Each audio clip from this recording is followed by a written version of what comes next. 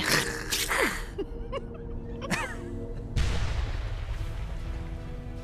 La série commence lors du 200e anniversaire de la reine vampire. Le royaume de Morois organisa une grande célébration, réunissant les 12 maisons nobles de tout le pays. Parmi elles se trouvait la princesse Lisa, accompagnée de son amie d'enfance, Rose, une gardienne en formation.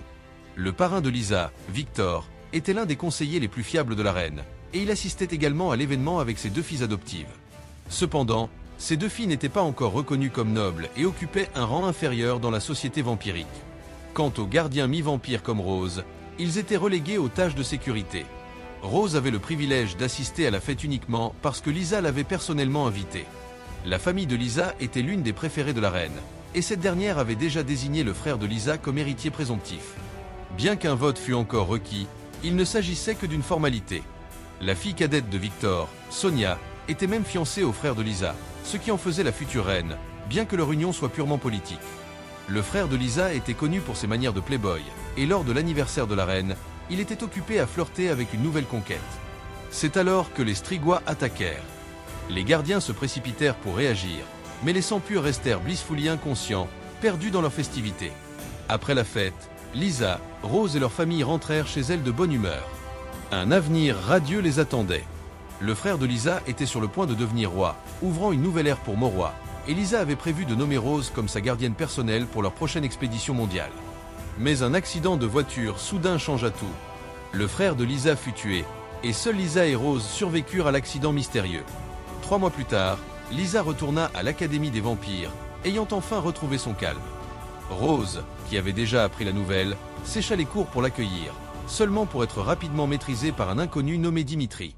Cet homme s'avéra être l'un des gardiens les plus puissants du royaume, juste derrière la mère de Rose. Il avait été assigné comme nouveau garde du corps de Lisa. Bien que Lisa ait toujours l'intention de choisir Rose comme sa gardienne permanente après l'obtention de son diplôme, aucune d'elles ne réalisait à quel point leur vie allait changer radicalement. Désormais seule héritière de sa famille, Lisa, autrefois indifférente à la politique, était attendue pour assumer un rôle de leader. La reine convoqua Victor pour aider Lisa à obtenir l'acceptation des autres familles nobles. Puisque Rose serait envoyée servir en dehors de la capitale après son diplôme, Lisa devait accomplir un rituel formel, récitant une incantation ancienne en vieux moroyant devant tous les nobles. Ce n'était pas une mince affaire pour quelqu'un sans formation dans la langue ancienne. En s'entraînant dans l'ancienne cathédrale, un jeune homme apparut soudain. Il s'appelait Christian, un noble dont les parents avaient mystérieusement choisi de devenir des Strigois. À cause de cela, Christian était ostracisé, passant la plupart de son temps seul dans les archives ou la bibliothèque. Ce jour-là, il croisa le chemin de Lisa. Par coïncidence, il parlait couramment le vieux moroyant et commença à lui donner des leçons. Des étincelles romantiques jaillirent immédiatement entre eux. Puisque seuls les nobles étaient autorisés dans la cathédrale, le garde du corps de Lisa, Dimitri, devait attendre dehors. Rose, en route pour les cours, les vit ensemble et encore vexée par l'incident précédent, se moqua du garde, vantant qu'elle prendrait bientôt son poste. Mais le garde lui rappela qu'elle avait glissé à la 5e place. Il s'avéra que sécher les cours pour aller chercher Lisa lui avait coûté 10 points, assez pour alimenter sa rage et défier l'étudiant actuellement en tête, Sorin, dans un duel. Pendant ce temps, la cérémonie de succession de Lisa commença. Les nobles et les prêtres se réunirent pour y assister, y compris Christian. Le voir la apaisa les nerfs de Lisa, et elle accomplit le rituel avec succès. Ensuite vint une autre fête, et bien que Christian évitait généralement ce genre d'événement, il se présenta. Lisa était ravie et voulait le remercier correctement. Mais Victor la prit à part, l'avertissant de ne pas être vu en train de discuter avec Christian. Lisa avait d'autres rassemblements nobles à assister et devait maintenir son image. Victor lui rappela que le devoir passe avant les rêves, une phrase étrangement reprise de son défunt frère, déclenchant le stress post-traumatique de Lisa et la laissant sans souffle. Étrangement, à l'extérieur, Rose ressentit une vague d'émotions similaires. Distraite, elle perdit son duel contre Sorin. Le lendemain, encore hantée par le traumatisme, Lisa s'échappa discrètement de sa chambre et laissa délibérément le soleil brûler sa peau. Comme s'ils partageaient un lien psychique, Rose la retrouva. Voyant son amie déprimée, Rose l'emmena faire un tour pour lui changer les idées. Elles arrivèrent à l'endroit où elles s'étaient rencontrées pour la première fois, se remémorant le passé et relâchant 2 lanternes célestes pour honorer la mémoire de ceux qu'elles avaient perdus. Depuis un terrain élevé à proximité où ils s'entraînaient, Dimitri repéra les lanternes et sentit immédiatement que quelque chose n'allait pas. Après avoir confirmé que Lisa et Rose étaient absentes de leur chambre, il se précipita pour les retrouver. À ce moment-là, le soleil se couchait déjà. Rose réalisa soudain qu'en dehors de la barrière magique de Mauroy, elles étaient vulnérables aux attaques des Strigois. La panique s'installa. Elles sautèrent sur leur vélo et pédalèrent furieusement pour revenir. Mais dans leur précipitation, elles heurtèrent un rocher sur le bord de la route et durent continuer à pied. Juste au moment où elles allaient atteindre la sécurité de la barrière, elles furent prises en embuscade par un Strigois. Rose bondit pour protéger Lisa, mais elle n'était pas de taille face à la créature et fut rapidement submergée. Heureusement, Dimitri arriva juste à temps et projeta le Strigois dans la barrière magique, le neutralisant. Rose avait échappé au danger, mais l'agitation avait attiré une foule. Leur escapade secrète était maintenant exposée. Victor arriva bientôt pour sermonner Lisa sur ses responsabilités et l'importance de placer la famille royale au-dessus des sentiments personnels. Par coïncidence, Dimitri eut aussi des mots pour Rose. Mais ce n'était pas juste un sermon verbal, il y avait de vraies conséquences. Lisa et Rose, qui vivaient ensemble, furent assignés à des dortoirs séparés. Rose était maintenant entassée avec d'autres gardiens en formation, tandis que Lisa emménagea dans une suite royale luxueuse. Cependant, tout n'était pas mauvais. Lisa avait maintenant plus d'occasion de voir Christian, et Rose passait plus de temps avec Sorin. Les deux filles pensaient que les changements dans leur vie avaient atteint leur apogée jusqu'à ce que la reine fasse soudain une annonce publique choquante. Lisa serait sa successeur. Toute la salle se tut. Même Lisa elle-même fut complètement prise au dépourvu. Cette nuit-là, Rose eut une autre réaction étrange suivie d'un rêve vif. Dans celui-ci, Lisa semblait être au milieu d'une bataille féroce. Quand elle vit un cadavre, le frère défunt de Lisa apparut soudain, mais le rêve s'arrêta brusquement là. La nouvelle de la sélection officielle de Lisa se répandit rapidement, et les préparatifs pour son ascension commencèrent. Pour aider Lisa à comprendre la lignée des 12 maisons nobles, Victor nomma sa fille cadette, Sonia, comme assistante proche de Lisa. Bien sûr, Victor avait ses propres motivations. Puisque Sonia n'était plus fiancée à l'héritier royal et donc privée de son statut de future reine, Victor, connaissant l'ambition politique de sa fille adoptive et les grandes attentes de la reine envers Lisa, y vit un moyen de garder sa famille proche du pouvoir. En tant que successeur choisi, Lisa devait d'abord accomplir un rituel pour révéler son affinité élémentaire. Contrairement à la reine, qui était une mage du vent, les membres de la famille de Lisa étaient généralement liés au feu. Cela aurait dû être une affaire simple, mais Lisa était profondément inquiète. Pendant ce temps, Christian assistait à un cours de biologie sur les Strigois. Le professeur expliqua qu'ils avaient une excellente vision nocturne, mais manquaient de conscience individuelle. Christian posa une question sceptique, provoquant une remarque moqueuse d'un étudiant royal nommé Jessie.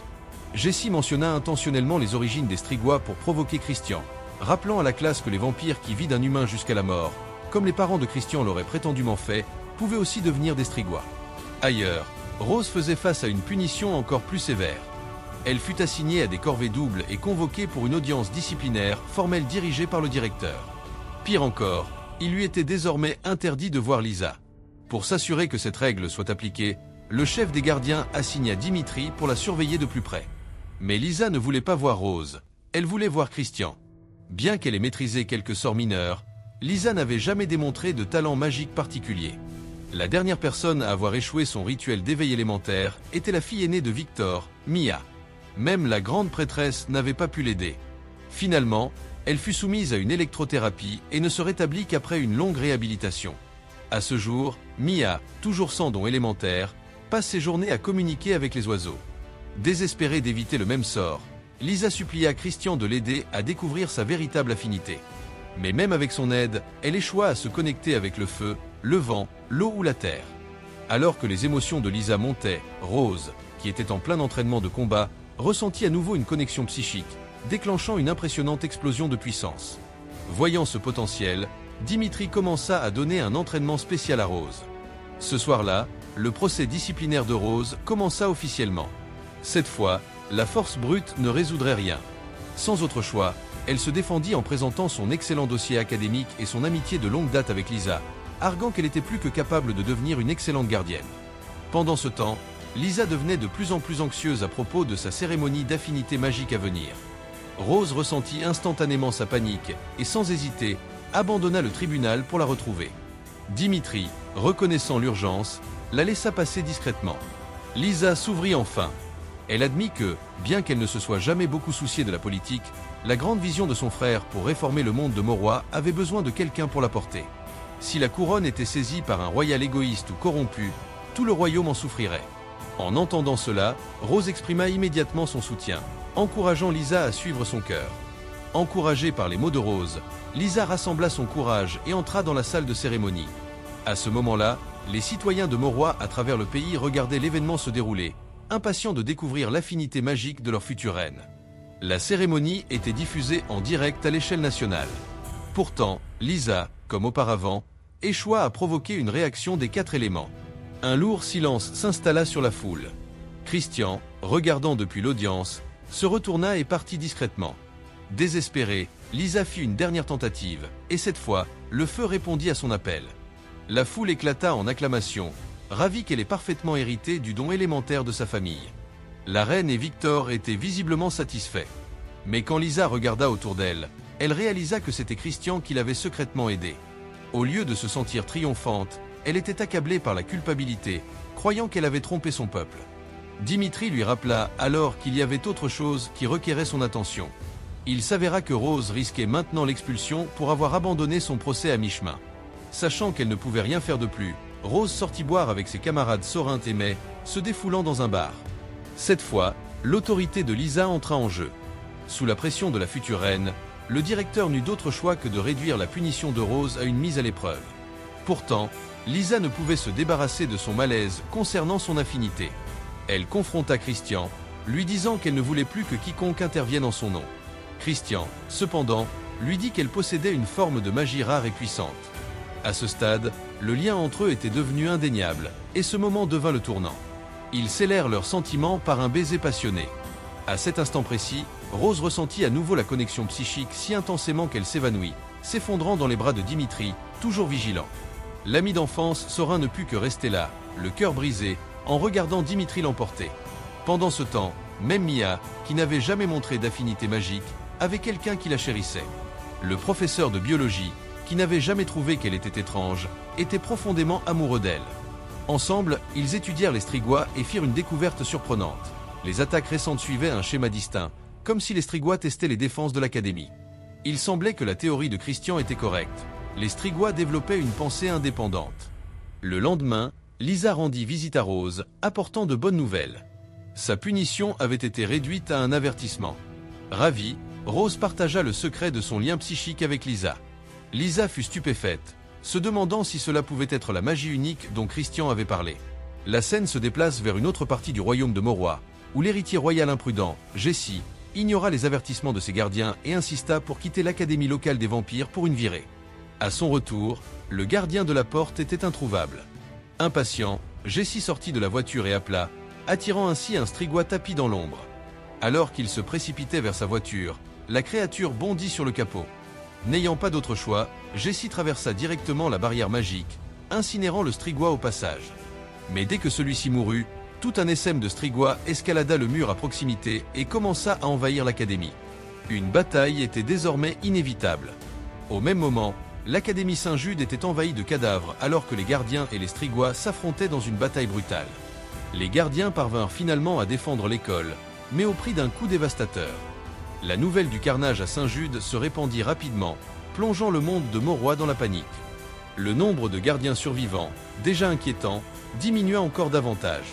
Lors de la cérémonie commémorative, la grande prêtresse annonça non seulement une veillée nocturne traditionnelle pour les morts, mais appela également les citoyens de Mauroy à remplir leur devoir de reproduction pour assurer la naissance de nouveaux gardiens. Christian, pleurant en solitude dans une petite chapelle, fut particulièrement touché. L'école détruite était son alma mater, et son colocataire était mort dans l'attaque. Lisa vint le voir, avec l'intention de parler du lien empathique de Rose. À son insu, Sonia l'avait secrètement suivi et avait tout entendu. Choquée d'apprendre que Lisa et Christian s'étaient embrassés, Sonia se précipita pour le rapporter à Victor. Acculée, Lisa ordonna à Sonia de garder le secret. Alors qu'elle se disputait, une lumière dorée jaillit soudain de la langue de Lisa. L'expression de Sonia devint vitreuse, et elle promit immédiatement de ne plus en parler. Christian, observant attentivement, était perdu dans ses pensées. Ailleurs, Rose fut stupéfaite lorsque sa mère, connue comme la gardienne la plus puissante en vie, arriva à l'académie pour entraîner les étudiants. Mais Rose ne ressentit aucune joie. Des années auparavant, sa mère l'avait abandonnée bébé aux portes de l'académie, choisissant son devoir de gardienne plutôt que la maternité. Rose ne lui avait jamais pardonné et refusait d'engager une conversation significative. Le lendemain, un groupe de femmes d'Empire, mi-humaines, mi-vampires, arriva à la demande de la reine pour offrir leur service à Mauroy dans le besoin. L'une d'elles se trouva être une ancienne connaissance de Dimitri, et Rose les surprit en train de s'enlacer, son cœur soudain brûlant de jalousie. Plus tard, la mère de Rose et Dimitri dirigèrent ensemble l'entraînement au combat. Naturellement, sa mère se concentra sur Rose, mais celle-ci se montra ouvertement défiante, exigeant un combat en tête-à-tête. Cela ne dura pas longtemps, elle fut rapidement mise à terre. Pourtant, elle refusa de demander des conseils. Dimitri, sentant quelque chose de plus profond, s'approcha d'elle pour une discussion à cœur ouvert. Pendant ce temps, après avoir examiné le rapport de Mia et du professeur, Victor recommanda au conseil de renforcer les barrières magiques de l'académie. Cependant, comme le rituel d'amélioration nécessitait un moine supérieur venant d'une terre lointaine, le rival politique de Victor proposa une autre solution, libérer les chiens traqueurs. Ces chiens de guerre magiquement liés n'obéissent qu'aux Maurois et peuvent détecter et détruire les Strigois avec une précision mortelle. Mais ils sont dangereusement incontrôlables. La dernière fois qu'ils furent déployés, ils rasèrent un village entier à l'extérieur de l'académie. Pourtant, faute de meilleure option, le conseil approuva leur libération. Le même soir, la veillée nocturne pour les morts était prévue. Mais comme elle était traditionnellement réservée aux royaux, Sonia n'était pas autorisée à y assister avec Lisa. Désillusionnée par cette division de classe, Lisa prit une position audacieuse lors d'une interview en direct, appelant à ce que la veillée soit ouverte à tous les Maurois, quel que soit leur statut. Étonnamment, la reine ne la réprimanda pas. Au contraire, elle annonça que la cérémonie serait effectivement ouverte à tous. Pendant l'entraînement, la mère de Rose tenta de s'expliquer. En tant que femme d'Empire, elle n'avait que 3 options dans la vie: servir comme gardienne, être envoyée dans des communes de reproduction pour porter des enfants pour les Maurois, ou devenir une courtisane de sang. Les royaux dégénérés comme Jessie étaient obsédés par la chasse aux courtisanes de sang dans les rues. Son père, dégoûté par les habitudes de Jessie, le forçait maintenant à s'installer avec une femme de commune appropriée. La mère de Rose avait désespérément voulu que sa fille évite un tel sort. C'est pourquoi elle l'avait poussé si fort. Malheureusement, Rose n'était pas intéressée par les excuses. Bientôt, Christian approcha Rose avec une théorie. Dans un texte ancien, il avait découvert une forme rare de magie capable de contrôler l'esprit d'un vampire. Il croyait que Lisa possédait cette capacité. Selon ses recherches, un seul livre décrivait ce pouvoir en détail, et il était enfermé dans les archives de la grande prêtresse. Christian proposa qu'il s'y introduise cette nuit-là, pendant que tout le monde était distrait par la veillée nocturne. À ce moment-là, la veillée nocturne pour les morts battait son plein, tout le monde portant des masques et entrant dans la salle de cérémonie. Alors que Lisa écoutait les murmures autour d'elle, la plupart critiquant son dépassement des limites royales dans son discours précédent, l'anxiété s'installa. Dès que la reine arriva, Lisa se précipita pour s'excuser. À sa surprise, la reine balaya cela d'un geste, l'encourageant à se détendre. Mais malgré son attitude calme, la reine s'accrochait toujours à l'ancien système hiérarchique. Dès que Lisa s'éloigna, la reine ordonna discrètement à Victor d'interdire l'entrée du palais à tous les non-royaux. Ailleurs, les gardiens, dirigés par la mère de Rose, rendaient leur propre hommage solennel à ceux qui étaient tombés à Saint-Jude. Bientôt, ils laissèrent place à une nuit de festivités. Mais juste au moment où les célébrations commençaient, un professeur prit la mère de Rose à part avec 2 nouvelles choquantes. Premièrement, la barrière magique de Saint-Jude avait été désactivée de l'intérieur, ce qui signifiait qu'il y avait un traître au sein de l'académie. Deuxièmement, et encore plus surprenant, lors de l'attaque, 2 Strigois étaient entrés dans l'ancien dortoir de Christian. Il s'agissait ni plus ni moins des parents de Christian. Christian, qui les croyait morts depuis longtemps, fut bouleversé. Malgré tout, il avait une mission à accomplir en premier, s'introduire dans les archives de la grande prêtresse avec Rose pour voler un livre interdit. En chemin, Christian se confia à elle. La veille de l'attaque, il skiait avec ses parents, tous 3 heureux et insouciants. Mais le lendemain matin, sa mère et son père l'abandonnèrent et rejoignirent les Strigois. Maintenant, après avoir mené le massacre à Saint-Jude, ils étaient venus le chercher. Christian ne pouvait pas comprendre. Avant qu'ils ne puissent réfléchir davantage, ils trouvèrent le livre ancien. À ce moment-là, un garde du palais entendit un bruit et commença à se diriger vers eux. Rose attrapa Christian et s'échappa rapidement pour tomber directement sur sa mère. Un seul regard suffit à sa mère pour comprendre ce qui s'était passé. Furieuse, elle avertit Rose que s'introduire dans les archives était une infraction grave, qui pourrait l'avoir envoyée dans les communes de reproduction. Et si elle violait les lois de reproduction, même Lisa, en tant que reine, ne pourrait pas la sauver. Mais Rose, comme toujours, refusa de reculer.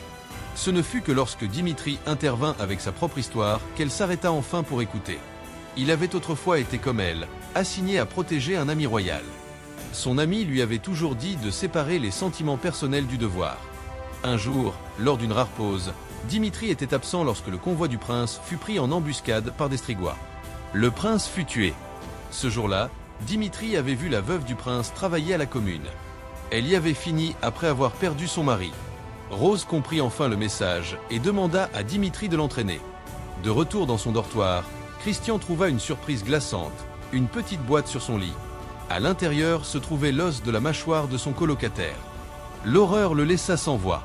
Après s'être ressaisi, il alla voir Lisa et lui révéla ce qu'il avait appris. Son don était une forme rare et puissante de contrôle psychique.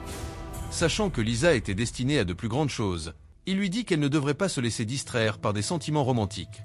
Puis il lui dit au revoir. Mais les ennuis ne s'arrêtèrent pas là. La reine reçut une nouvelle sinistre. 2 cousins éloignés de Lisa avaient été confirmés morts dans l'attaque de Saint-Jude.